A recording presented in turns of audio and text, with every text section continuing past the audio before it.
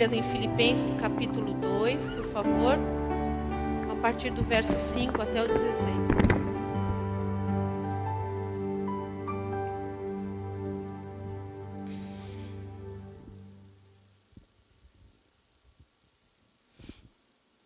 Que diz assim: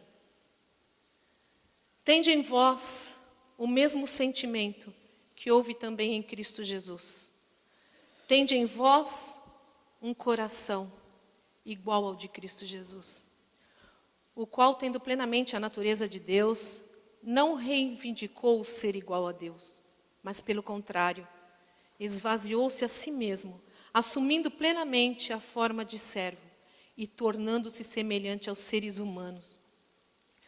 Assim, na forma de homem, humilhou-se a si mesmo, entregando-se à obediência até a morte, e morte de cruz. Por isso Deus também o exaltou sobremaneira à mais elevada posição e lhe deu o nome que está acima de qualquer outro nome, para que ao nome de Jesus se dobre todo o joelho, dos céus, na terra e debaixo da terra, e toda língua confesse que Jesus Cristo é o para a glória de Deus Pai. Sendo assim, meus amados irmãos, como sempre obedecestes, não somente na minha presença, porém muito mais agora na minha ausência, colocai em prática a vossa salvação. Eu estou usando a versão King James, tem outros que está desenvolver a vossa salvação. Colocai em prática a vossa salvação, com reverência e temor a Deus. Pois é Deus quem produz em vós, tanto querer como realizar, de acordo com a sua boa vontade. Fazei tudo sem murmurações, nem contendas, para que vos torneis puros e irrepreensíveis filhos de Deus inculpáveis, vivendo em um mundo corrompido e perverso, no qual resplandeceis como grandes astros no universo, retendo firmemente a palavra da vida, para que no dia de Cristo eu tenha motivo de me gloriar no fato de que não foi inútil que corri e trabalhei. Aleluia, glória a Deus. Pode sentar, irmãos.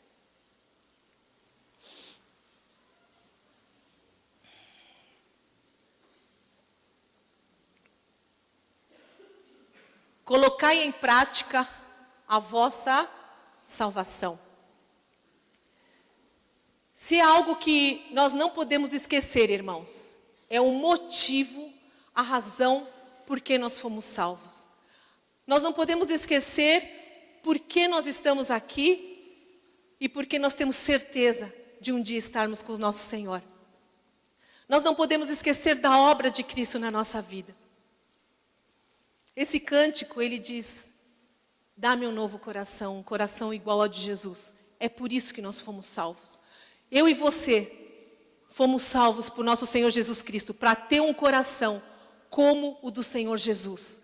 Um coração disposto a obedecer ao Senhor e a cumprir a sua vontade. Diga comigo, eu fui salvo para ter um coração igual ao do Senhor Jesus Cristo. Amém. 1 Coríntios 6,20 está escrito assim: porque fostes comprado por preço, por um alto preço, preço de sangue, preço de dor, preço da vida do Senhor Jesus Cristo. Agora, pois, glorificai a Deus nos vossos corpos. Glorificai a Deus no vosso corpo. Irmãos, nós não fomos salvos simplesmente para ficar livres do inferno. É ótimo ficar livre do inferno, mas nós não fomos salvos por conta disso. Porque se fosse assim, a partir do momento que nós entendêssemos o plano de redenção, a partir do momento que nós nascêssemos de novo, nós iríamos para o Senhor, sairíamos dessa vida, iríamos para o céu junto com o Senhor, mas não. Nós fomos salvos, redimidos e continuamos aonde? Na terra? Continuamos. Então o Senhor tem um plano especial para nossas vidas. Nós também não fomos salvos para adquirirmos benefícios próprios. Você não foi salvo para adquirir benefício. Nós fomos salvos para nós sermos o benefício no reino de Deus. Nós fomos salvos para nós sermos úteis nas mãos de Deus. Nós fomos salvos para nós irmos a esse sistema tão corrompido, tão perverso e pregarmos o Evangelho. E fazermos a diferença, como diz aqui o apóstolo Paulo, para que a gente seja resplandecente, como grandes astros do universo. Diga comigo, eu fui salvo para ser útil nas mãos do Senhor. E uma coisa, enquanto eu estava meditando sobre isso, porque que a gente foi salvo, hoje eu vou ter que acrescentar mais um item aqui. Nós fomos salvos para ser úteis dentro da igreja. A igreja está muito contaminada por o sistema de fora. E hoje, poucos são os que realmente vivem uma vida de santificação dentro da igreja. E nós fomos salvos para fazer a diferença, inclusive aqui dentro. Um dos maiores enganos, irmãos, dentro das nossas igrejas evangélicas, é que as pessoas querem o Salvador Jesus Cristo. O Salvador Jesus Cristo que o livre de todas as suas angústias e atenda a todos os seus pedidos e faça tudo, não contrarie as suas vontades, faça tudo aquilo que eu quero. Na verdade, acho que nós queremos mais um gênio da lâmpada. Aí a gente pega a Bíblia, já que não tem, como é que chama aquela, o que é? É lâmpada, né? Esfrega, não precisa nem ler, dá uma esfregadinha, quem sabe o Senhor faz. Nós vivemos um tempo que nós queremos um gênio da lâmpada para satisfazer os nossos desejos. Você está no lugar errado ou está pedindo para a pessoa errada. Jesus Cristo, Ele é o nosso Salvador, mas acima de tudo, ou tanto quanto, Ele é o nosso Senhor. Mas poucos, muito poucos, querem Jesus Cristo como Senhor. Muito poucos querem o senhorio de Jesus Cristo, do Senhor Jesus. Recentemente, eu ouvi uma pregação em que o pregador dizia o seguinte: quando Jesus é o nosso Salvador, nós vivemos por Ele. Quando Jesus é o nosso Senhor, nós morremos por Ele. Foi isso que fez este homem aqui. Eu não estou fazendo propaganda da Alice, não, da livraria. William Tyndale. William Tyndale foi um dos reformadores, o pai da Bíblia em inglês, pioneiro. Ele traduziu a primeira Bíblia do latim para o inglês. Ele sabia o que era Jesus Cristo como Senhor. Ele morreu estrangulado e queimado em praça pública, porque não negou que Jesus Cristo era o seu Senhor. Porque ele foi firme, ele morreu queimado, e com ele muitos outros, porque Jesus verdadeiramente era o Senhor. Este homem, eu acredito que Jesus era o Senhor da vida dele. Ele deu provas disso. E o William Tyndale, ele escreve o seguinte, vou ler para vocês. Ele deixou uma mensagem para os cristãos. Este homem, pega esse DVD, é muito linda essa história. Ele escreve o seguinte: se depois que você participou de cultos, celebrações, reuniões e também participou da Santa Comunhão e orações, você vai ser mais bondoso para o seu vizinho, você vai amá-lo mais, você vai ser mais obediente a seus superiores, mais misericordioso e pronto a perdoar, se você despreza mais o mundo e tem sede pelas coisas espirituais, então estas coisas aumentam a graça, senão são uma mentira. Irmãos, a salvação, ela tem que ser praticada. Não adianta a gente saber a Bíblia de cor, salteado, de trás para frente, de frente para trás, se nós não obedecermos os ensinamentos do Senhor, os mandamentos do Senhor. Vamos ver o que Jesus fala sobre isso. Abra suas Bíblias, por favor. A gente vai usar a Bíblia bastante, viu? Porque eu preciso provar para vocês o que eu estou pregando. Mateus, por favor. 7, 24 a 27.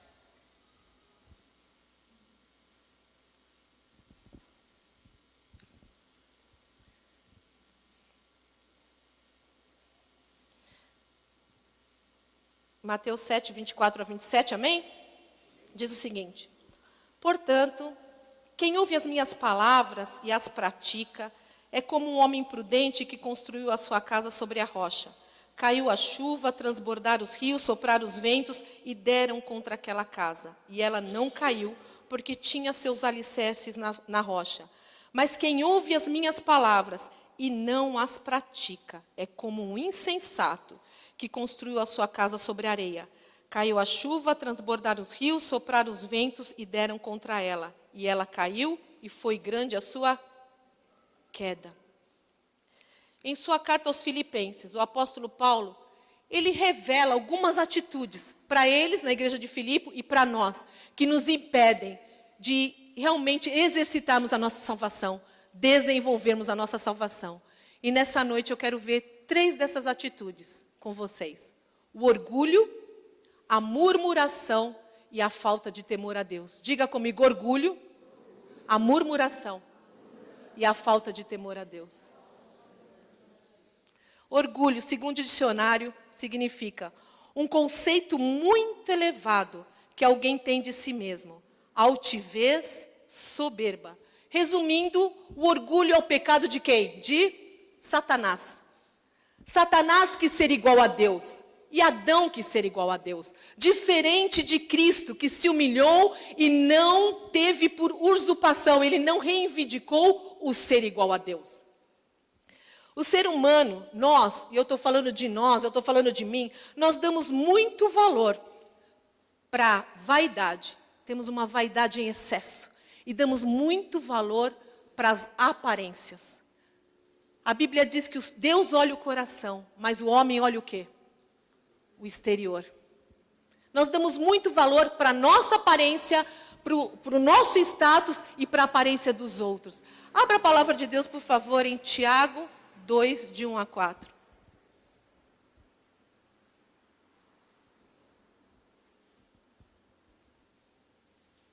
Tiago 2, de 1 a 4, diz assim.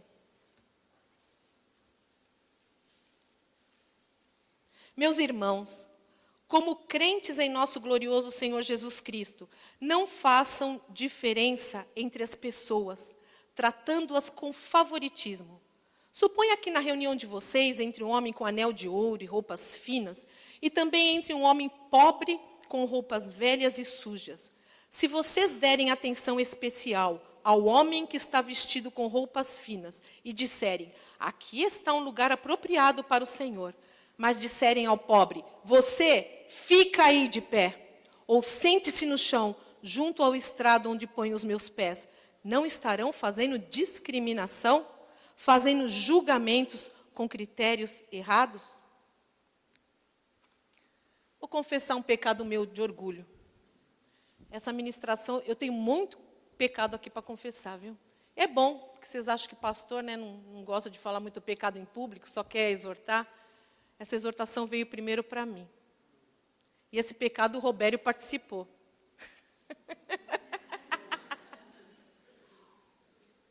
Olha só, ele e a Tarsila, não foi só ele, não. Outro dia eu estava ouvindo um pregador que eu gosto muito, que o Haroldo Rovero sabe, PW, Paul Washer. Ele pregava sobre orgulho e sobre humildade. E ele dizia o seguinte, claro que nós temos que nos dispor ao Senhor, colocar nossa vida no altar ao Senhor, nos dedicarmos ao Senhor. Mas a gente tem muito costume de orar, Senhor, usa-me. Usa-me, usa-me, eu quero trazer o avivamento, eu quero ser aquela que prega e todo mundo se converte, eu quero ser uma ministra assim que quando eu ministro, todos se cheguem aos teus pés, sabe assim? E a gente pede, usa-me, usa-me, usa-me, às vezes com uma intenção meio torta. E o Paul Washer falava assim, vamos começar a orar diferente. Vamos falar assim, Senhor, usa o meu irmão. Usa o meu irmão, usa a minha irmã, usa a vida dele, eu quero carregar a mala dele, eu quero carregar a bolsa dele. Usa. E a gente orar pelos nossos irmãos com a mesma intensidade que a gente quer que o Senhor nos use. E eu estava contando essa ministração para o Robério, pastor Robério, e para a Tarsila no almoço, antes da reunião de pastores. Você lembra? Enquanto eu contava, o pastor Robério, com aquele jeito dele, ele até podia imitar, que ele falou, é isso mesmo, mas sabe aquele jeito que ele faz, não foi assim? É isso mesmo, tal. E a gente estava, puxa, nunca tinha pensado nisso. Porque quando a gente prega, a gente jejua. Quando a gente prega, a gente... Quando o outro prega, por que a gente não jejua igual? Por que a gente não intercede igual? E a gente começou a comentar sobre isso. E nisso, eu lembrei de um texto que dava ênfase no que o pastor Robério estava dizendo. E quando eu falei esse texto, o Robério falou para mim, é isso mesmo, esse texto se encaixa, tal, foi mais ou menos isso. E eu falei assim, sério? Eu falei um texto exatamente para o mestre, né? Ele achou que foi bárbaro o texto que eu usei. Na mesma hora eu falei, cai ficha, cai ficha, cai ficha. O orgulho gospel. Eu sei o texto, e de cor. Será que eu sei a referência? Nós somos orgulhosos até dentro da igreja.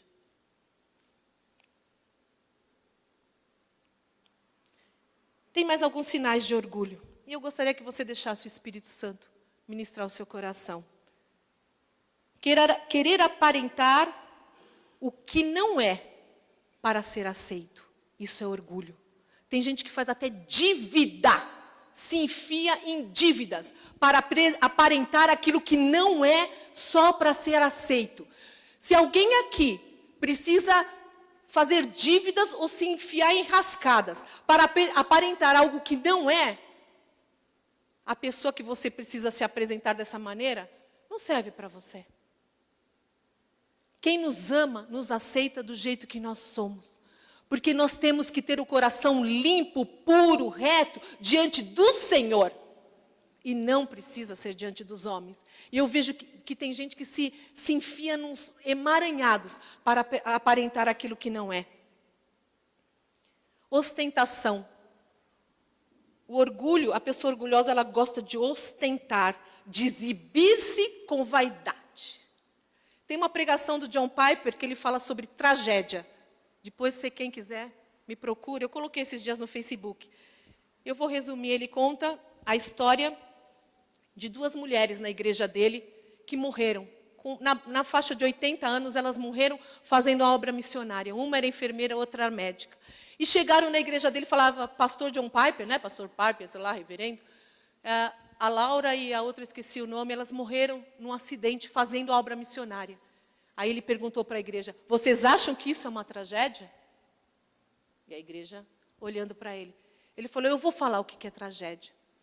Aí ele pegou uma folha do Seleções, aquela revista Seleções. E ele começa a ler sobre o sonho americano. Um casal de 51 anos, ela com 51 anos, ele com 59 anos, eles se aposentam cedo. E eles têm agora uma grande aposentadoria, não precisam fazer mais nada. Olha que maravilha, dizia as Seleções. Eles compraram um iate, eles têm um carro maravilhoso, eles têm uma mansão maravilhosa, e agora eles têm tempo de ficar jogando golfe. E tem uma coleção de conchas. Eles colecionam conchas. Aí John Piper estava tão indignado, ele falou, imagina essa cena, essas 2 missionárias e esse casal chegando diante do Senhor. O que é uma tragédia? Essas missionárias que morreram no campo missionário, fazendo a obra do Senhor? Ou esse casal? E Deus vai falar, o que você fez na terra? Eu me aposentei cedo. Comprei um iate, um carro, uma mansão, jogava golfe. O que você tem para apresentar para o Senhor? O que você tem feito? O que você vai apresentar? Porque um dia, todos nós estaremos face a face com o Senhor. Não tem como fugir disso. O que você vai apresentar para Deus? Quais são as obras? O que você está fazendo? O que você vai apresentar? O iate, o barco, a coleção de conchas, a coleção de joias, ostentar a marca do carro? O que você vai apresentar diante do Senhor? Orgulho. Pecado de Satanás. Aquele que é orgulhoso não se submete a ninguém. A Bíblia diz, obediência traz bênção. Eu ganhei um livro maravilhoso do querido casal, que chama Debaixo das Suas Asas. Escreve aí para você comprar na livraria. Olha eu fazendo propaganda. Tem mais propaganda aí. Debaixo das Suas Asas. É bom ou não é, Felipe? Maravilhoso. Quando nós estamos debaixo da cobertura do Senhor, em submissão ao Senhor. O orgulhoso, além de ele não se submeter a ninguém, ele não aceita correção. Sabe por que ele não aceita correção? Porque ele não precisa, ele sabe tudo. O orgulhoso, ele não precisa ser corrigido. Mas eu já sei. Sabe isso aí que você está falando? Eu já ouvi, a Jane pregou de manhã, o Ricardinho pregou domingo passado, o Eberson pregou no outro domingo, o apóstolo, o Haroldo, o Roberto, todo mundo já pregou, estou cansado de saber isso que você está falando. Você está repetindo, eu já sei tudo. Sabe? Por que você não pratica? Se você sabe tudo.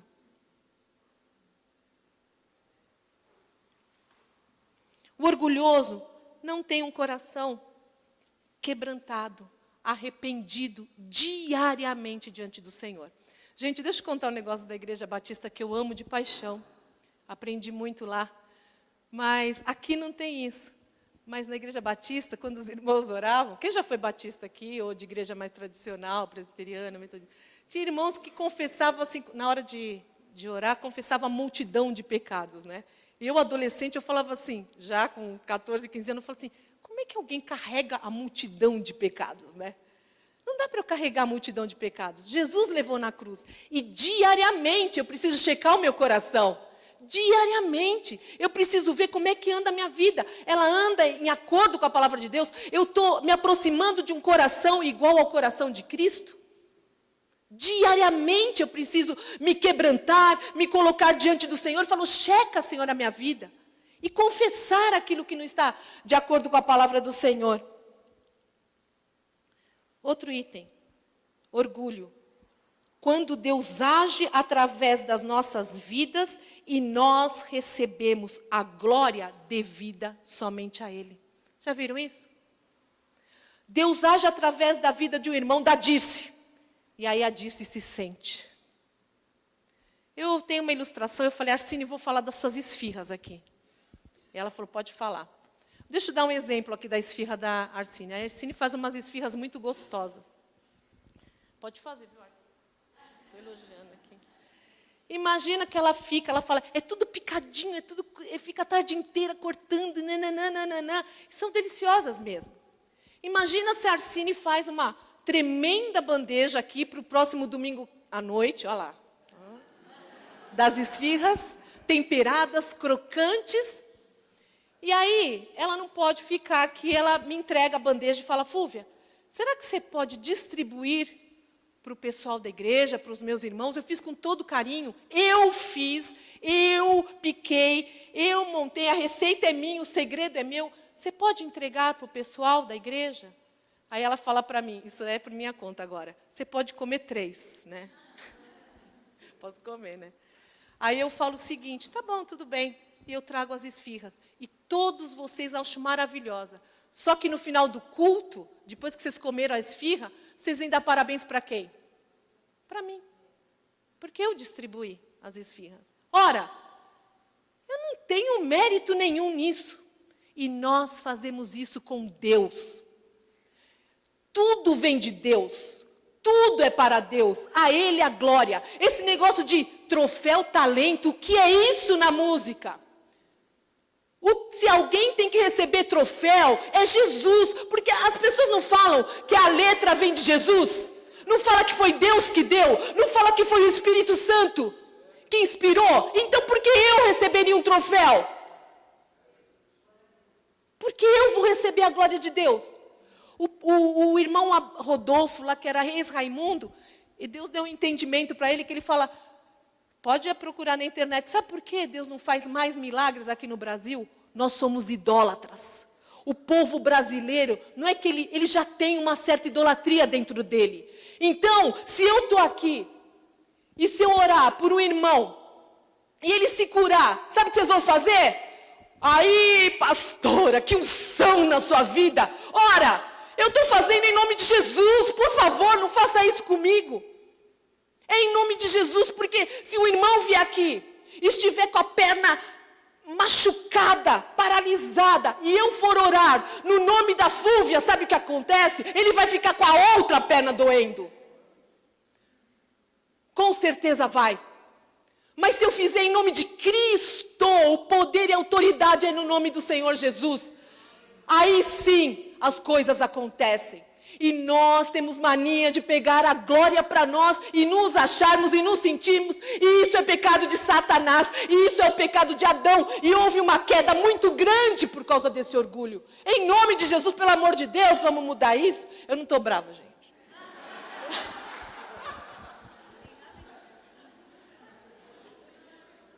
Eu já sei, vamos pôr no Facebook. O taco de beisebol. Não é isso, é só indignação. indignação.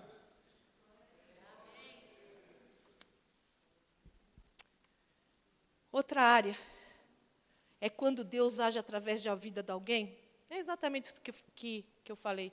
E nós idolatramos pessoas. Mata os dois. Quem idolatra e quem é idolatrado. Eu tive esse problema, sabe com quem? Com a pastora Valnice. A pastora Valnice era um exemplo para mim. Ainda é. Mas foi uma fase muito difícil na minha vida. E glória a Deus que ela não massageou o meu ego. Pelo contrário, as palavras dela são de exortação. E isso me levantou. Só que, quando eu via a pastora Valnice, eu falava, uau, que mulher é essa? E eu achava assim. Sabe o que aconteceu? Eu vim para a comunhão. O pastor Robério foi da igreja dela, pastor.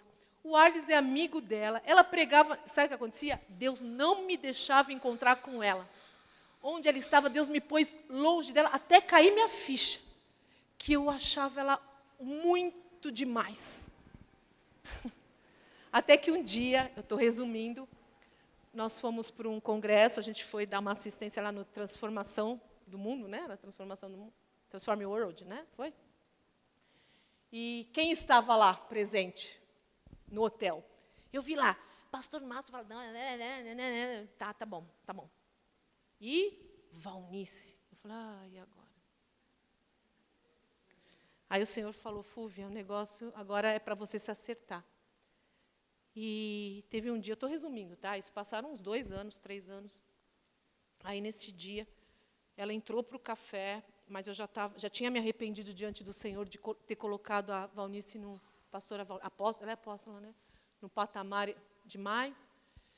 E ela ficou sozinha. Deus preparou aquele momento, num cantinho do restaurante, com o leite dela, as nozes e outras coisas que ela come. Falei, Haroldo, vou ter que ir lá. Eu falei, e agora, né? E eu fui. E eu fiquei em pé e falei, posso falar com você? Ela, claro que pode. E eu pedi perdão.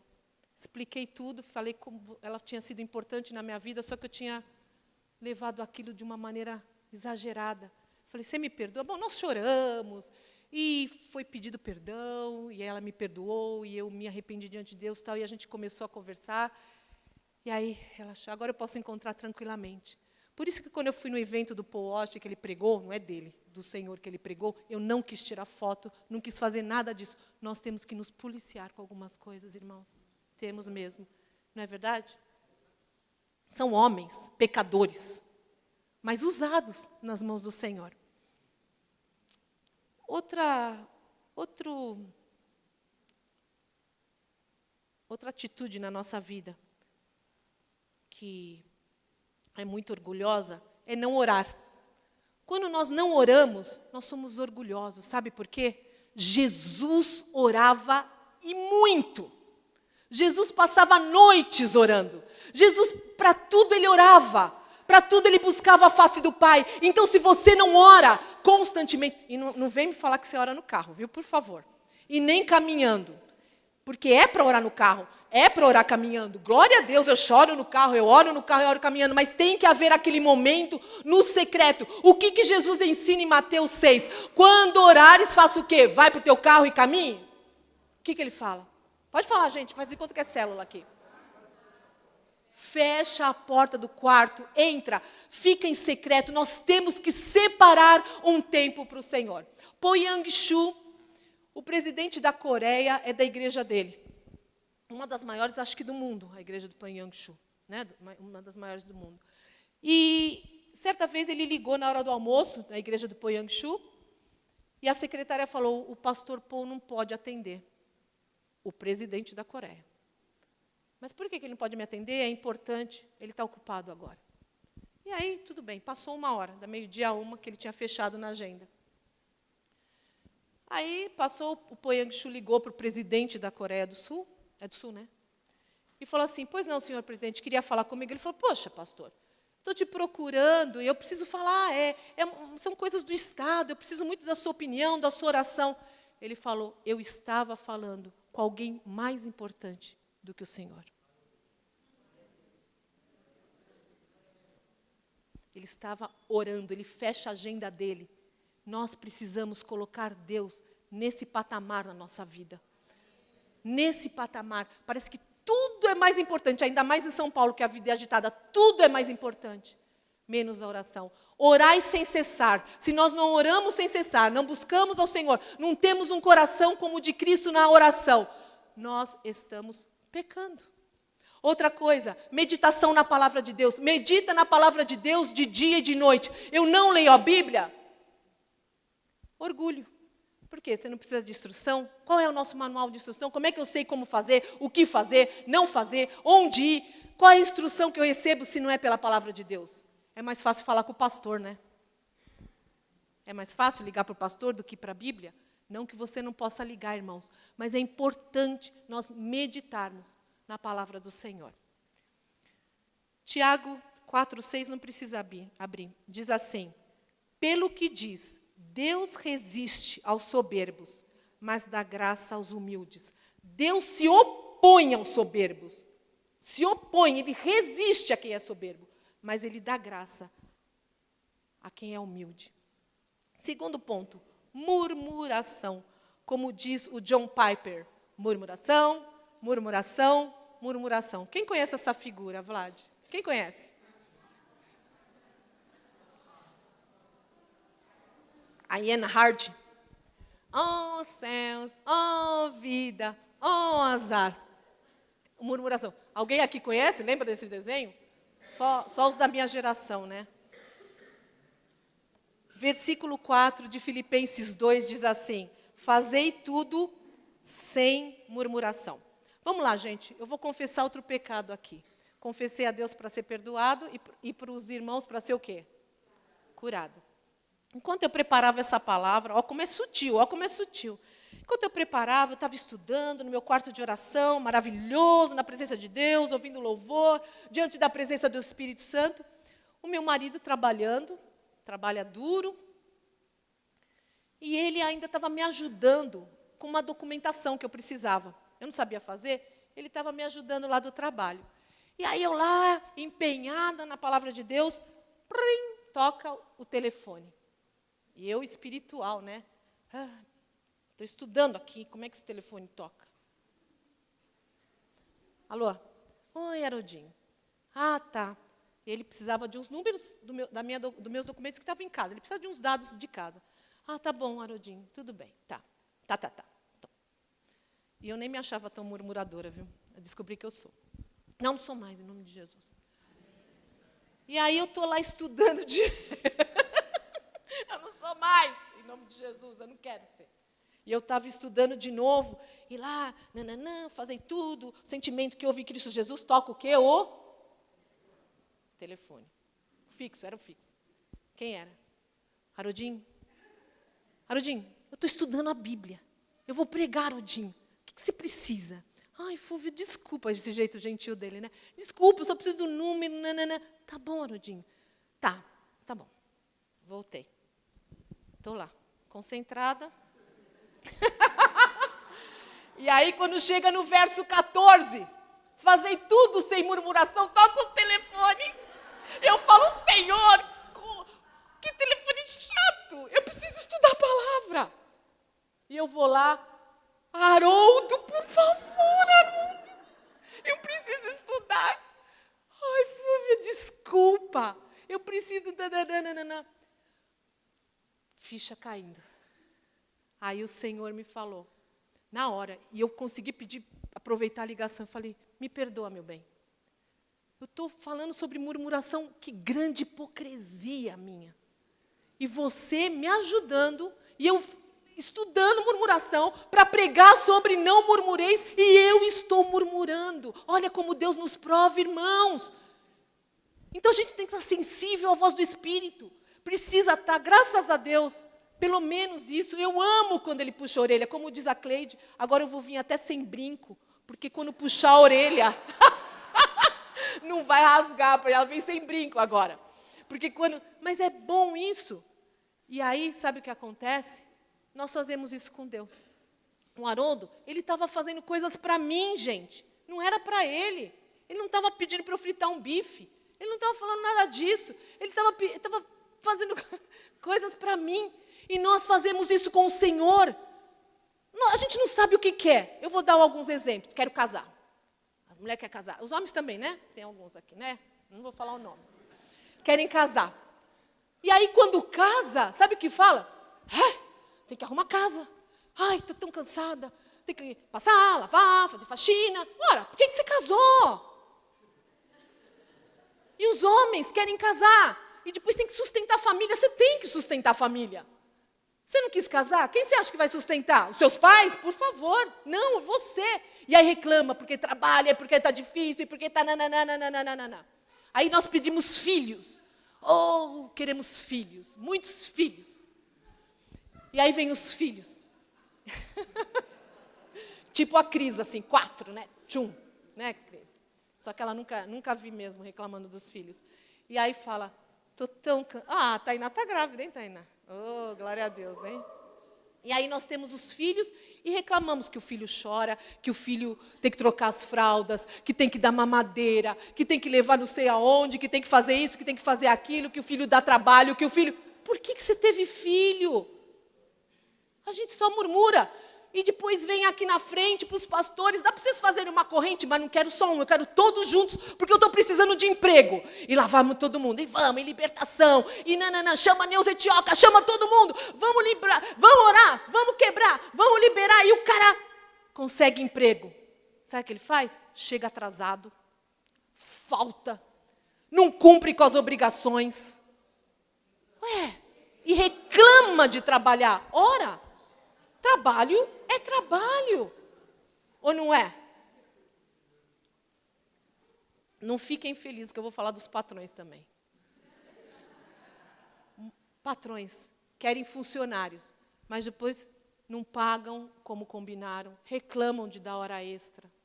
Sabe? Tratam como se fosse... É dos dois lados, irmãos. É dos dois lados. Nós somos estranhos às vezes. Murmuração sobre as estações do ano. Se está frio, a gente quer calor. Quando está calor, a gente quer frio. Se está chovendo, é porque chove. Quando está seco, é porque o ar está seco. Ou não é? Ai, que sequidão. Ai, que calor. Ai, a gente murmura muito, muito e muito. Murmuração na Bíblia é ingratidão. Deus vê a murmuração como ingratidão, porque a gente reclama de tudo. E agora eu vou falar uma coisa muito séria para vocês. Murmuração gera morte. Diga comigo, murmuração gera morte. Fúvia, agora você apelou. Você é um pouco exagerada. Vamos lá? Números 14, por favor. Eu quero que vocês abram. Por favor, vai. E anota aí.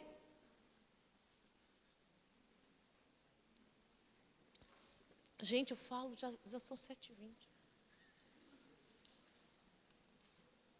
Depois, eu não vou ler o 1 e o 2 agora, mas depois vocês leem. Números 14, 26. O povo chorando, falando para Deus que queria voltar para o Egito, que estava cansado daquela vida, que preferia morrer e tal. Vocês leem lá, depois, Números. Prefiro churrasco do que o maná no deserto, exatamente. Aí, olha o que o Senhor Deus falou. Números 14, 26. Disse mais o Senhor a Moisés e a Arão: até quando esta comunidade ímpia se queixará contra mim? Tenho ouvido as queixas desses israelitas murmuradores. Diga-lhes: juro pelo meu nome, declara o Senhor, que farei a vocês tudo o que pedirem, porque eles queriam morrer. Cairão neste deserto os cadáveres de todos vocês, de 20 anos para cima, que foram contados no recenseamento, e que se queixam contra mim. Morreram. Você já viu cadáver de pessoa viva? Morreram porque murmuravam, porque se queixavam. Irmãos, nós precisamos ser mais gratos. Tem um hino lindo e antigo, quem souber, canta comigo esse pedacinho, que diz assim: com Conta as bênçãos, conta quantas são recebidas da divina mão. Uma, disse-as-te uma vez, hás de ver surpreso quanto Deus já fez. Você pode pensar agora em alguma coisa que Deus fez e não no que você não tem?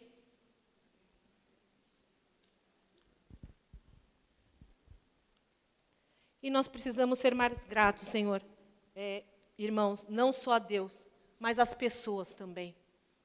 Nós somos abençoados por tantas pessoas, através de oração, de tantas coisas. E tem gente que só sabe pedir e não agradece nunca. Precisamos ser gratos aos nossos pais, aos nossos professores, aos nossos amigos. Precisamos ser mesmo. Até aos nossos inimigos, porque eles nos ajudam a sermos lixados e forjados. Vamos agradecer. E a última atitude é a falta de temor. Temor significa reverência, zelo, atenção, consideração. Verso 12 de Filipenses 2 diz: colocai em prática a vossa salvação com reverência e temor a Deus, com temor e tremor. Há umas duas terças-feiras, 3, nós tivemos conosco aqui na RANC é Rede Apostólica de Ministérios Cristãos, o apóstolo Ricardo Marciano. Eu considero o apóstolo Ricardo Marciano um grande evangelista, e ele é mesmo.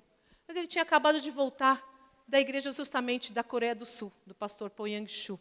E ele estava muito quebrantado, muito. O Vlad estava. Quem estava nessa terça-feira? Tinha mais alguém? Estava o pastor Eberson, o Robério. E ele estava muito quebrantado, ele subiu aqui, a afeição dele estava tão diferente, que eu comecei a chorar de olhar para ele, de ver o quebrantamento no coração dele. E ele começou dizendo o seguinte: chega de entretenimento gospel, chega de distração gospel, chega de humanismo, esse evangelho que não é evangelho, que fica massageando o ego das pessoas. E ele estava tão impactado, porque ele diz o seguinte: na igreja na Coreia, irmãos, fala do apóstolo Ricardo Marciano, há um temor, há uma reverência a Deus, há um tremor com a presença de Deus que até nos constrange. O culto demora 3 horas, é um culto de 3 horas, ninguém levanta.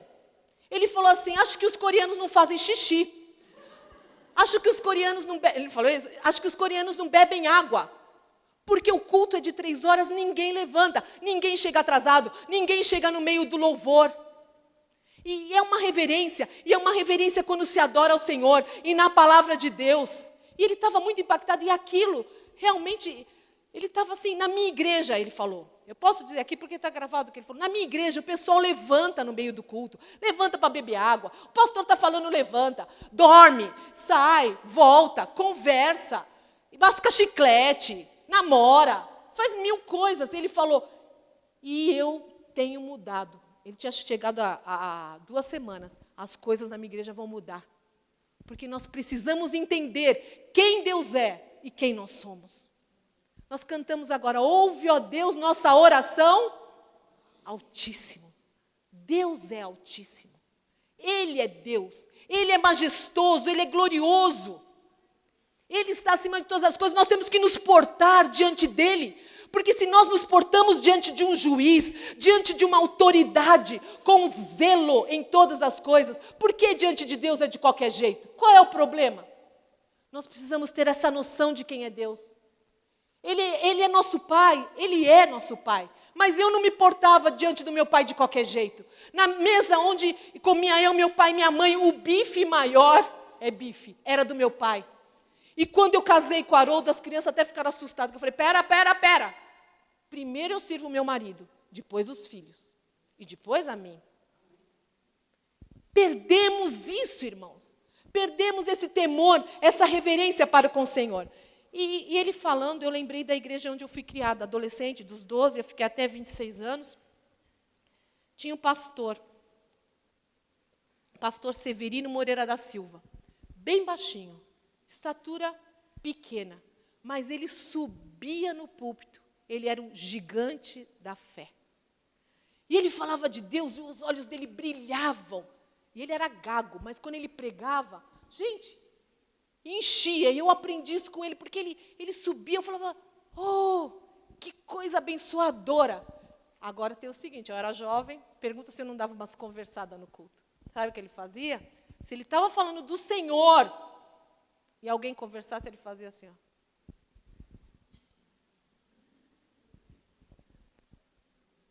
Para a pessoa.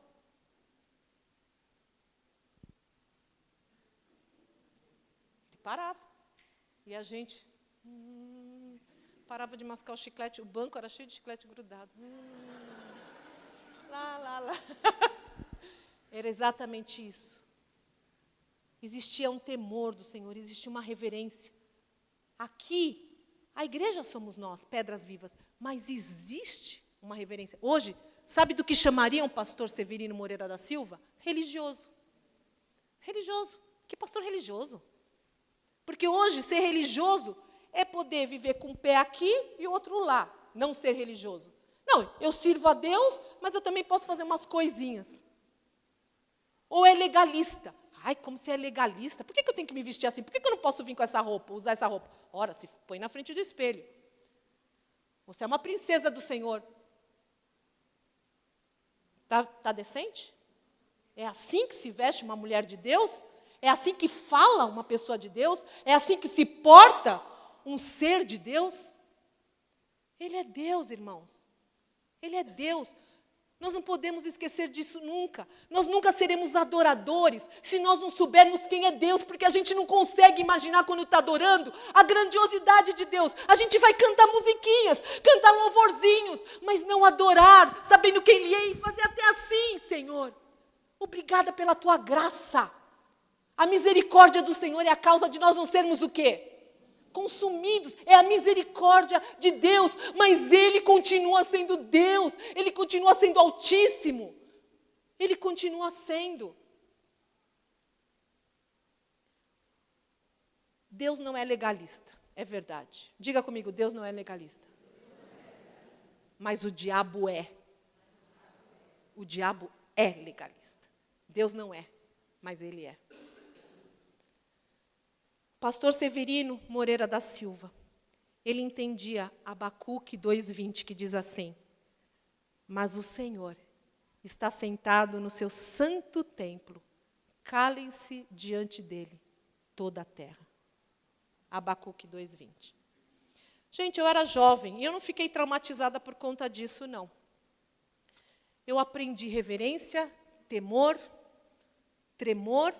E eu vou contar mais uma coisa. Quando chegava em casa, ainda levava castigo, porque os pais nos ajudavam, os pastores.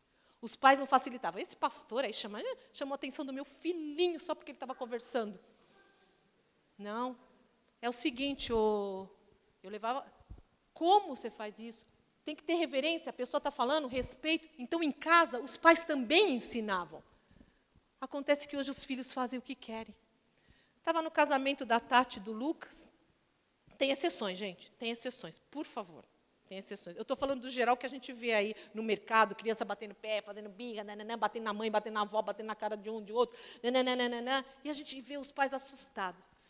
Estava no casamento da Tati e do Lucas, e os nossos familiares se reuniram, né? Família se reúne em casamento e nos velórios, né? Aí você encontra toda a família, é verdade, são 2 ocasiões em que as famílias vêm. E aí eu sentei com 2 primos meus, o Edu, que tem 2 metros de altura, lembra dele, vai? E o Marcelo, que é o irmão do Lucas. E o Edu tem uma neném de 2 anos e o outro acabou de fazer 6. A Andréia conhece também. E ele disse, Fúvia, você acredita que o Rafa, fui acordar ele para ir na escola antes de ontem, ele olhou para mim, 6 anos, e falou assim, pai, hoje eu resolvi que eu não vou para a escola. Eu resolvi que eu não vou para a escola.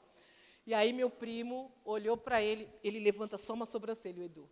Olhou assim, eu não sei fazer. Levantou uma sobrancelha e falou, vai para a escola já. Ele, não. Aí o Marcelo falou assim, se fosse eu já jogava um balde de água na cabeça dele. Eu falo assim, gente, a minha família é meiga mesmo. Um joga balde de água, o outro já puxa a coberta e tal. Mas existe Hoje perdeu esse sentido de respeito aos pais, perdeu esse sentido de respeito aos professores, perdeu, porque os pais mesmo não ensinam. As mães gritam com os pais, não se submetem. Nós temos que dar o exemplo, irmãos. Nós precisamos dar o exemplo.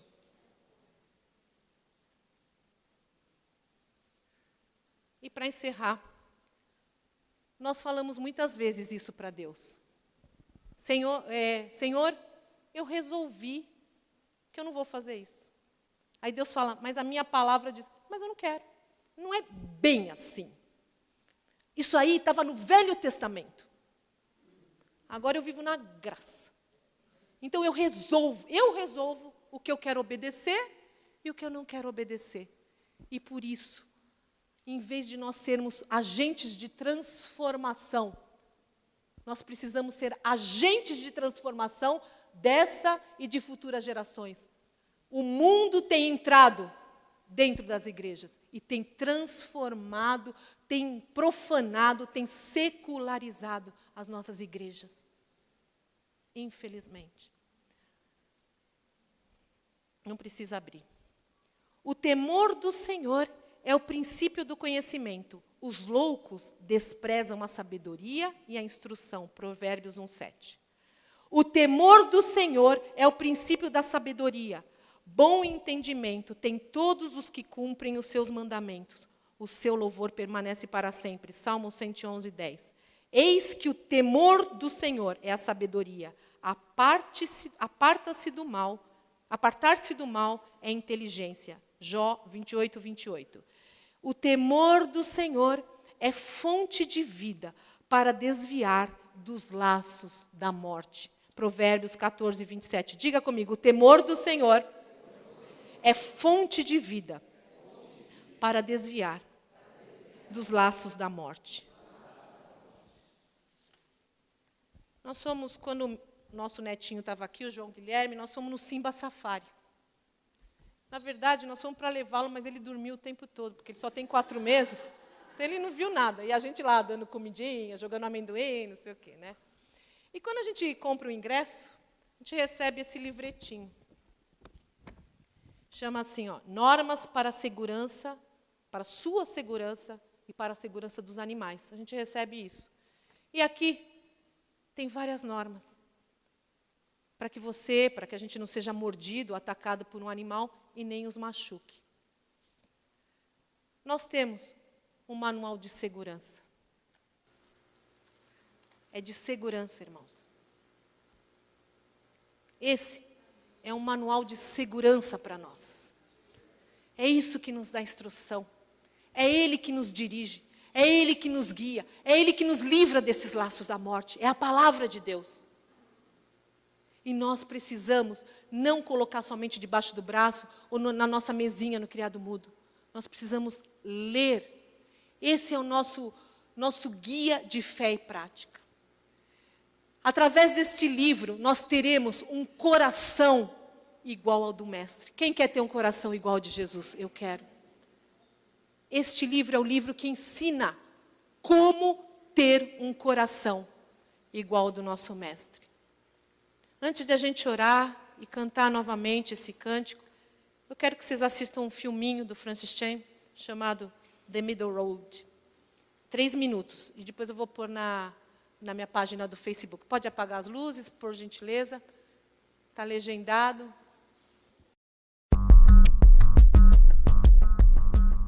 And the arguments I've had where people have said, one guy, been in my church for like 15 years, ever since it started. I thought I was one of the key guys. And he comes to me, just not too long ago, and he goes, Francis, here's the problem with you.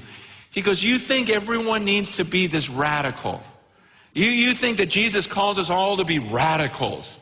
He goes, you think there's just these few radicals, and he goes, there's this, you got to understand, there's this middle road where people, they profess Christ and they do some good things, and it's like you're neglecting that whole middle road. Did you guys know that? There's a narrow road that leads to life. There's a wide road that leads to destruction. And now there's this new middle road. See, I didn't know that. Like a carpool lane. It's just this weird new road we created where you can just do some good things in the name of Jesus and still hold. You're serious right now. You're dead serious. You found a middle road.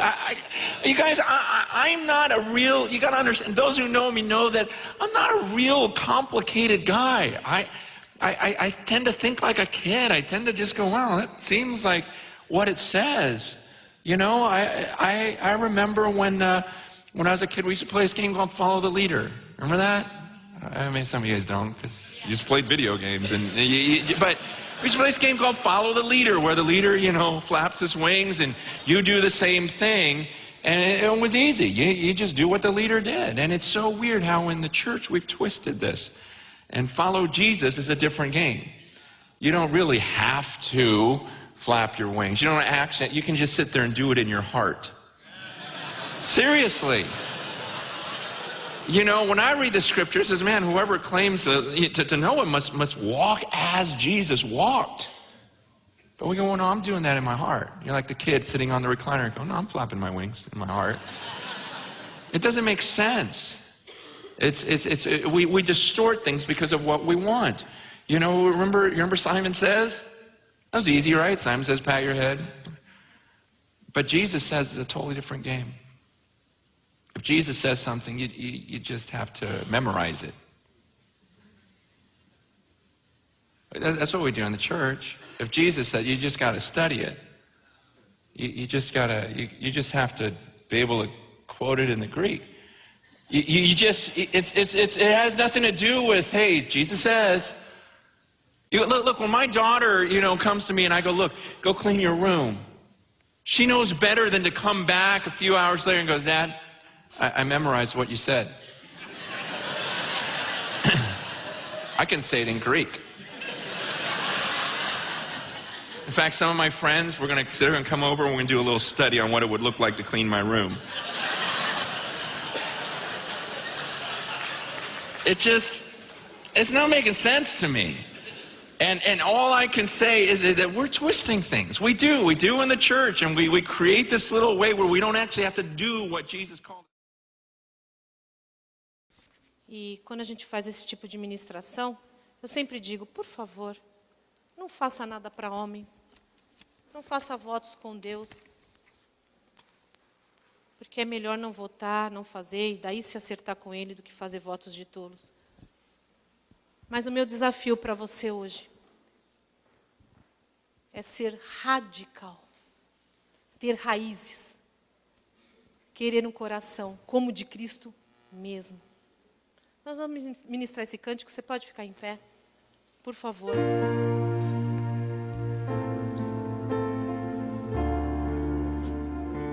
Irmãos, eu não sou uma pregadora, e o Haroldo nem gosta que eu fico falando isso, mas eu não sou pregadora. Mas quando o apóstolo me põe na escala, eu venho pregar. Os pastores sabem, minha mão gela, eu suo, choro um monte, falo, Senhor, eu não sei pregar, eu vejo os meus queridos pregando, não me comparando, eu falo, eu não sou pregadora, mas se o Senhor me manda, eu falo, então o Senhor quer me usar, talvez eu não saiba, eu dependo muito do Senhor. Eu quero ter um coração obediente, fazer aquilo que Ele quer, não o que eu quero, de verdade. E enquanto a gente ministra esse cântico, se você quer ser radical, ter mesmo um coração obediente, é melhor obedecer do que sacrificar, é melhor obedecer do que sacrificar. Eu quero orar pela sua vida enquanto nós ministramos. Pode vir aqui à frente, por favor. Não é porque é aqui à frente, é só para a gente saber por quem orar. Em nome de Jesus.